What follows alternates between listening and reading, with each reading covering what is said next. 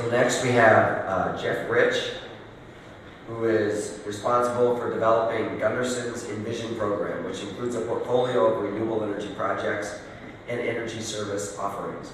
In addition, his team supports sustainability efforts within Gundersen Health System involving energy conservation, waste management, and sustainable design.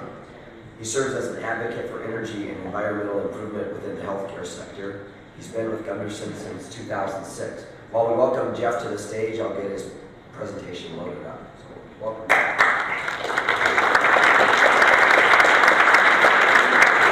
About a month or so back, or 2 months ago, when Tyler and Michael were contacting me to see who could come down from Gundersen to be here today, I'd asked Dr. Thompson to come, but unfortunately he had a conflict, couldn't make it today, so you're stuck with me, I guess. But I'd like to give you a little overview of what we're doing up in the La Crosse area and the west side of the state, a little bit about our program, and then Tyler had asked me to kind of touch on some of the reasons why we think biogas and biomass are good investments in Wisconsin and some of the advantages to those technologies. So I'll see if I can keep the computer working here. A little bit about our health system. I know many of you are familiar with who we are, but there are those that may not be. We're a integrated delivery system. We have our headquarters in La Crosse, Wisconsin, our main hospitals there. We have a network of hospitals and clinics that cover 19 counties in western Wisconsin, southeast Minnesota, northeast Iowa. About 6,500 employees. I think we're the largest employer in western Wisconsin. And we have a number of affiliated organizations, nursing homes, ambulance service, health plan, and things like that. So we're rather broad. We serve a rural area, predominantly rural area, and nestled right into Mississippi. Our Envision program began about 2007. Our energy portion, which I'm going to talk about today, the part that I helped lead, began around 2008. But we've always had kind of a very sustainable ethic, or environmental ethic in our organization. We have some great leadership. Dr. Thompson, our CEO, our senior leaders, and our boards. We have a broad program. It's beyond just energy. We've done a lot with pharmaceutical waste, food waste, recycling program, and sustainable design of our new facilities. So I'm just going to touch on the energy portion here today, which we get a lot of attention for, but there's a lot of other good things that are going on in our organization. And this program began around 2007, 2008, and these pillars, these 4 pillars, are what we base our efforts on. Our first objective when we began this work, it kind of started off with an energy audit in 2008 and trying to take responsibility for our emissions. We started to realize that we were consumers of fossil fuel, and whether or not you believe in climate change, that's not good for health. We know that polluting the water and the air are not good for public health. And here, hospitals are 2.5 times more energy intensive than other office buildings the same size. We are big consumers of energy, and in some cases dirty energy, and we weren't managing it very well, we weren't taking responsibility. And we felt that it was also an area for us to help address healthcare affordability. This is an area where we spent millions of dollars, and when we did our energy audit, we realized that we had all kinds of good opportunity with good paybacks on energy conservation, and that's what really kind of spurred on our effort. We believe in 2008, as we began, we started looking at a new hospital, which, by the way, became a reality a year ago. We opened our new facility in La Crosse in January last year, and we were planning for that back in 2007 and 2008. And we thought about making that a net zero building. And could we do that with another project in town? And I did some of the calculations. It wasn't going to be possible with that particular project, but we asked the question, could we do it for the entire health system?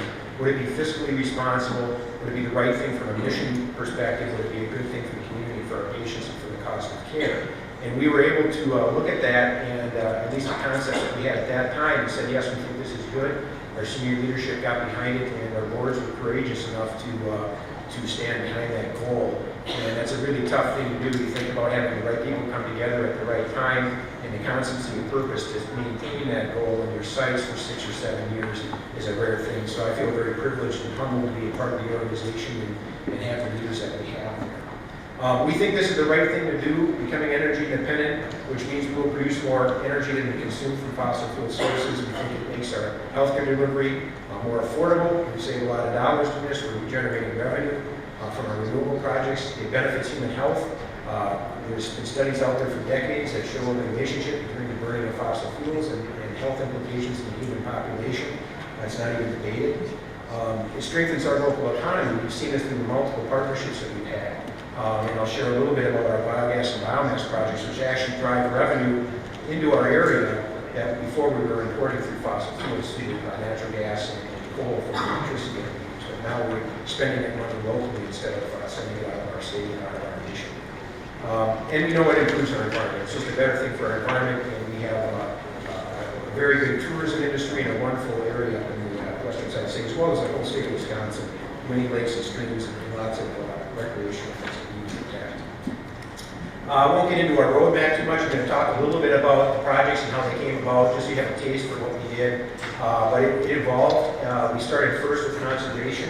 That's my big message to everyone, is even though this is a renewable energy project forum, and we certainly support that, we think the best stewardship thing is to take out 20 or 30% of your consumption first. You're going to spend less on the renewables you invest in to get there, and it's the best returns usually financially, and it's just the best thing to do. And so we really want to plead with people to take those steps. Get on with an energy management program and manage what you have. Don't be wasteful. Use the local resources that we have. Don't try to force fit a technology or a feedstock that's not from your area. We found that trying to force fit things into our geographic region that don't make sense there is not the right way. So we try to use resources that make sense for our area in Wisconsin. Some things make better sense there than others. Another thing that we learned was that electrons are not constrained to your campus. A lot of people think you have to do this on your campus. We heard from Joe at Vernon Electric here a few minutes ago. There's community solar opportunities. There's partnerships that can be formed.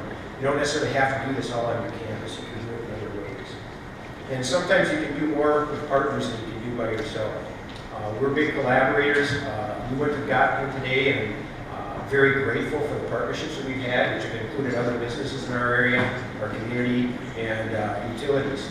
In and amongst those, several of which are here today. And we're grateful for those partnerships, and that's helped with our success. I mentioned energy conservation. Again, I preached this. We've done a lot. Our first effort started with many things in our mechanical rooms and our rooftops with the systems that heat, cool, and light our facilities. Today, as I stand here, we just got the numbers for 2014. In 2014, we've made a 50% fossil fuel efficiency improvement over 2008 as a health system. And that was no easy measure. We continue to have opportunities. We're not perfect. I see waste every day, but that's a substantial gain. And when I ask people and they talk about solar panels and they talk about wind turbines, which I certainly support, this is where you can make the biggest impact the fastest. If you really care about the environment, really care about health, really care about finances, this is where you need to focus first. Please take a look at that and take action. A little bit about our solar projects. We did do solar. In fact, I heard Joe's presentation at lunch, and congratulations to Vernon Electric and Darren Power on that project, that community solar project.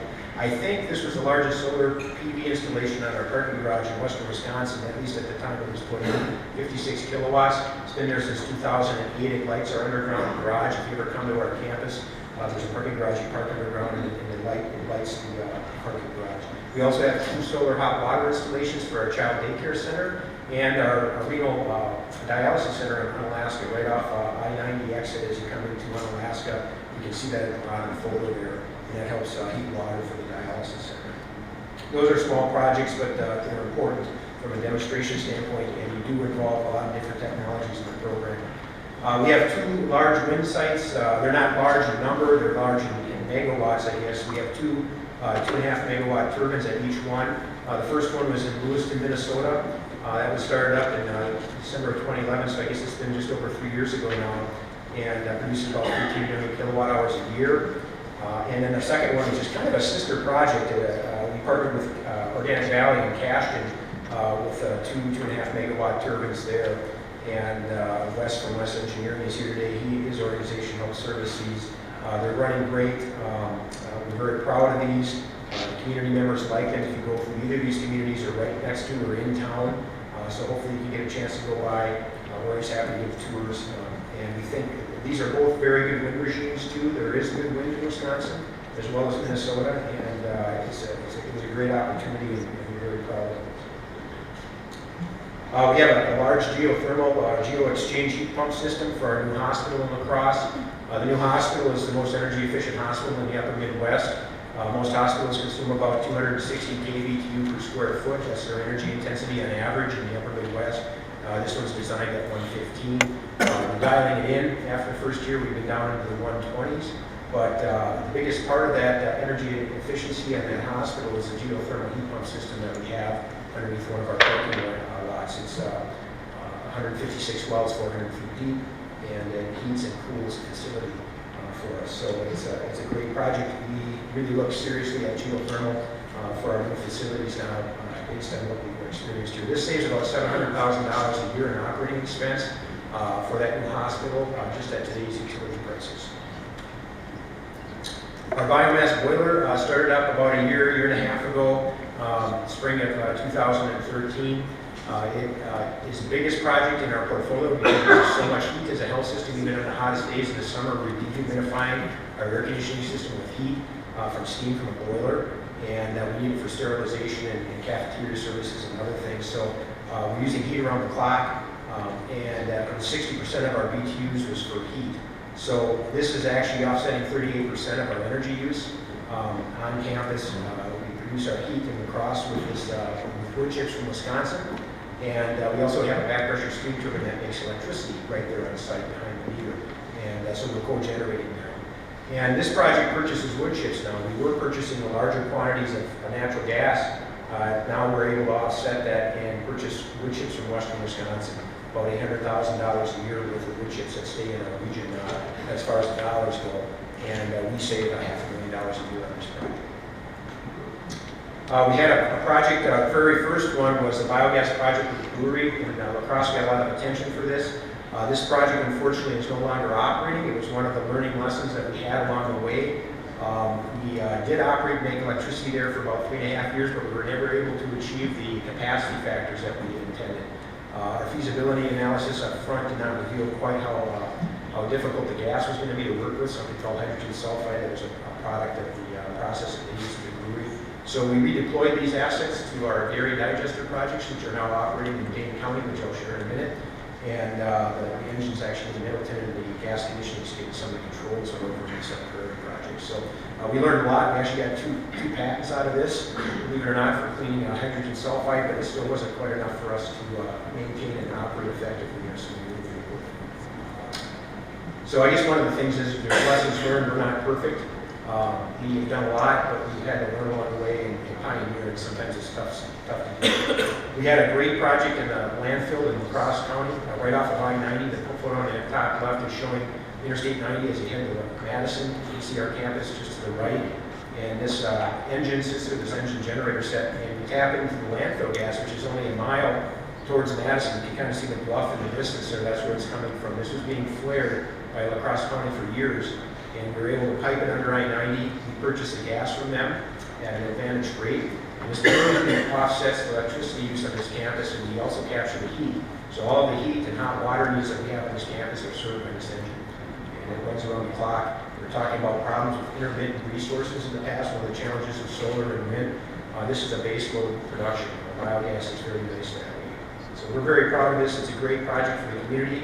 Again, we're now providing a revenue source for the La Crosse County taxpayers, about $200,000 to $250,000 worth a year of biogas purchase that we make, and we save close to $500,000 a year on the project. So a very good project for our community and our patients. Here's the dairy digester project, a big one over in Middleton. I'm sure many of you have heard about. It produces about 16 million kilowatt hours a year, 3 farms, 2,000 cows. Million gallon, each of these is a 1 million gallon digester. There's 3 of them there, 15 million gallon lagoon. And we also separate out the solids to remove the phosphorus as much as possible from going into the lakes. So those are composted and then taken off site and used for horticultural purposes or for landscaping purposes outside of the watershed. This has been up and operating since about last year at this time. We've been ramping up. It's a very big challenge, lots of complexity. It's a factory, a big food factory, and I've learned a lot about cow manure and the challenges around making this work in the last year. And we're working very hard, and our partners have done a good job with this too, US Biogas and CG Schmidt, so we're grateful for their help along the way. And then finally, we have our dairy manure digester in Sun Prairie. This is a single farm, 1,000 cow, single digester, 633 kilowatt project that's been operating since March. We started making our first, March or April, somewhere in there, we started making our first kilowatt hours, and it's been ramping up all year. So this has been another really good project, and I think this is the one that you can really replicate around the state if we can get the initial cost barriers down and start helping with the operating expense and revenue side of it. But it's been a good project. So why do I think, or why do we think that Gundersen biogas and biomass are good for Wisconsin? First of all, we think it improves our air quality and the current mix of grid production fuels that we use that aren't as clean as this alternative. We're about health, and so we really care about the health impacts to our communities, and that's a big part of our story. I heard the number 12.5 million Wisconsin imports every year thrown around earlier today. I called the state energy office before Christmas and got the data, and it's, I guess, 15 million. Now, I don't know if that includes coal. I think it's coal, natural gas, and oil. So it's somewhere in that number. Manny's nodding her head. But you can ask them. That's where I got the number. It's around 15 billion a year. That's a lot of money. That's a lot of jobs that we could have locally. And we think that that's really good for our communities, just like the examples I gave earlier, the projects that we've done closer to the cross that keep some of those dollars local. We have a lot of resources locally in Wisconsin that we can use, especially in biomass and biogas. I've heard people call Wisconsin the Saudi Arabia of biomass. We have all kinds of labor residues.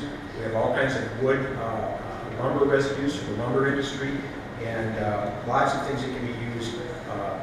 Beer, right? We make beer, we make cheese, we do all those kinds of things.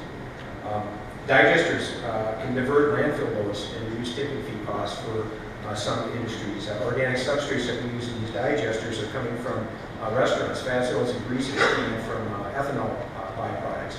So those things can be actually processed at a cheaper rate and can be handled effectively and help those industries.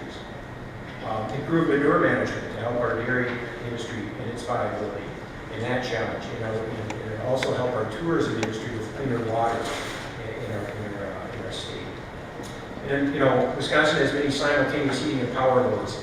Buildings like hospitals, higher education facilities like the University of Wisconsin run 24/7. They don't only need electricity; they also need heat.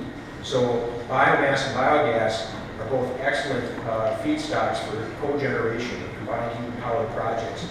Just like the examples that I gave you earlier, those can be used here. And since we have such a cold climate in the wintertime in particular, you need those things. So they're excellent for cogen.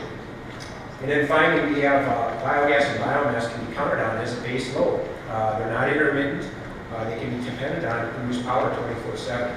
And that's a very good advantage. So we think that's a really good reason to also invest in these technologies and develop them. And one of the things I'm struck with is I think Germany is twice the size of Wisconsin geographically. And they have over 7,500 egg digesters and are producing power with many of those. And I look at the opportunity we have in the dairy state, and I keep thinking we've got to be able to do this as well as the Germans. We just got to figure out a way to make it more cost effective and make it so that we can all win. I think we see a bright future for biogas and biomass in the state. And that's my portion, so I'll head it off and put it into the Q&A. Thank you.